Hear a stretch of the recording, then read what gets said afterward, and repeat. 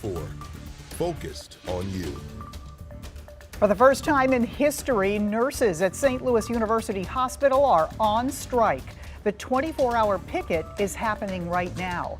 Thanks for being here at 4. I'm Kay Quinn. That strike began this morning at 7 and continues until tomorrow morning. 5 on your side's Justina Coronel joins us live from the scene. Justina, what can you tell us?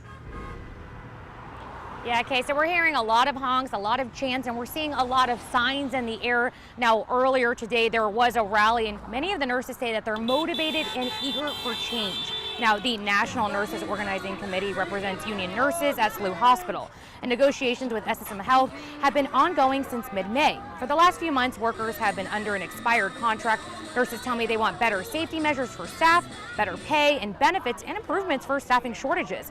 SSM Health released a statement saying, in part, since August 29th, the National Nurses Organizing Committee has declined to respond or counter our proposals on key wage issues. Negotiations can only progress when both sides are motivated and engaged. We spoke to one nurse who is on the negotiating committee, and she said more resources are needed.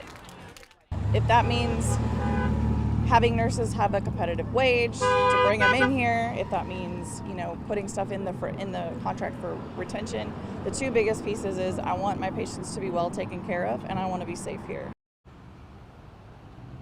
Now, leading up to the picket, the nurses did give the hospital a 10-day notice so they can prepare. Now, this is a 24-hour picket, so that means the nurses will be out here until 6:59 tomorrow morning. Reporting live, Justina Coronel, 5 on your side. Thank you, Justina. The UAW strike in Wentzville entered its 11th day today. Several lawmakers have paid a visit. Senator Josh Hawley, who is there right now, and Congresswomen Cori Bush and Alexandria Ocasio-Cortez over the weekend. 5 on your side's Holden Kerwicki will have more tonight at 5 and 6. UAW members working in 41 different parts distribution centers across the U.S. are also on strike.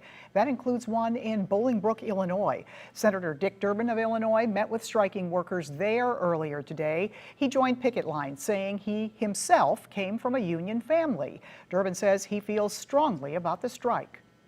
I wanted to show solidarity with these women and men who are here today. I come from a union family. Solidarity. Raised in a union family. I did not want them to think they're standing out here alone. Durbin also mentioned fellow Senator Tammy Duckworth's support for union workers as well. She met with them in Naperville last Friday. The folks who write the television shows you love are off the picket lines today, but could be back as early as next week. Hollywood writers and studios have reached a tentative agreement, one that still needs to be ratified by the WGA. CNN's Ivan Rodriguez explains what happens next. A crowd of Hollywood writers burst into celebration as word spreads of a tentative agreement with the major studios. We're trying to save writers' ability to pay their rent, to pay for a mortgage, to put kids through school, to save for a rainy day. It's a significant turning point for the nearly 5-month-long strike. Days of marathon negotiating sessions began last week once the CEOs of 4 major studios actively joined the conversation. I feel like they realize, I actually need to be present and actually hear what the writers and our workers are saying, because I don't think they really thought we were serious. The deal still needs to be ratified, but the WGA released a statement saying they could authorize members to return to work before that, when leadership meets on Tuesday. All right, everybody. Daytime and late-night talk shows will likely be the first to return to your screens, but most other major productions will have to wait for their actors.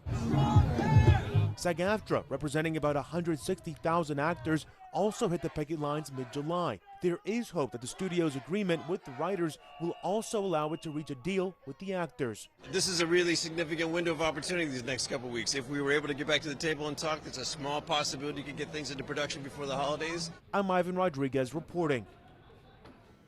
Overgrown, outdated, and on the way out. Demolition on the once popular Jamestown Mall in Florissant will begin tomorrow. A ceremony at 10 a.m. kicks off the demolition, which is expected to be complete by next summer. This year alone, 2 fires have caused significant damage to the building. The mall first opened in 1973 before closing in 2014. It's been nearly 50 years to the day since it first opened.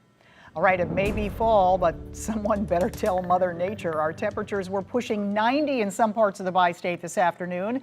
Chief Meteorologist Scott Connell is here with some splaining to do. Scott. Well, you know, we had a lot of sunshine and temperatures with that sunshine warming up. Even though a front kind of sauntered into the area, it's generally fizzled out.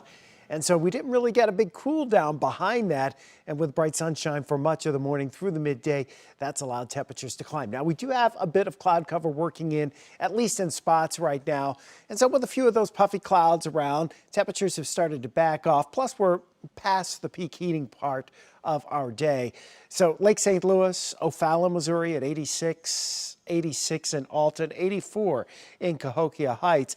There's a look over at the Missouri Botanical Garden where everything is lush and green. It probably doesn't look quite that way in your neighborhood because of the lack of rain. And even though the radar looks colorful here with all that green on there, okay, that is mostly biological or birds moving through the region. We did see one little shower pop up in southern Reynolds County. It's already gone. That upper level system to our north may spin our way heading towards tomorrow evening, tomorrow night into early on Wednesday. That'll be our best chance for seeing a shower or thunderstorm. But again, many of us will miss that rain. Quite warm all week long, though. Temperatures are going to stay above average right into the upcoming weekend. All right, thank you, Scott. In just a little under 2 hours, the city of St. Louis will host an online meeting to allow residents to discuss how to spend the Rams settlement money. $250 million from the settlement will go directly to the city, and this meeting is your chance to have your say on how to spend it. The Zoom meeting begins at 6 p.m. There will be 2 more meetings, one October 25th and the other on December 2nd. You can also take an online survey that's available until October 13th. For more information and how you can join the meeting, go to ksdk.com. Right now, a group of St. Louis cyclists are crossing multiple state lines. Every single mile pedaled raises funds for cancer research. 5 on your side's Mercedes McKay shows us the impact this ride has on so many. The group of St. Louis riders are biking from here to Indianapolis, cycling at least 80 miles per day, all in the name of cancer research. The group is one of 9 different teams. Coast to Coast for Cancer Ride started in Cannon Beach, Oregon, and ends at the Jersey Shore. The annual event is led by Bristol Myers Squibb in partnership with the V Foundation for Cancer Research. In total, riders will bike nearly 3,000 miles in 27 days with a goal to raise $1 million. For 2-time breast cancer survivor Susan Glisson, this ride is personal. I needed to show myself and others that cancer is not going to win, and that, you know, I've survived and I need to live my life because I am still here. One of the riders in the St. Louis group is actually going through chemo right now. This is the 10th year for the Coast to Coast for Cancer. At Ballpark Village, Mercedes McKay, 5 on your side. Painful reality. The clock is ticking on a government shutdown. What could happen if lawmakers don't hammer out a deal?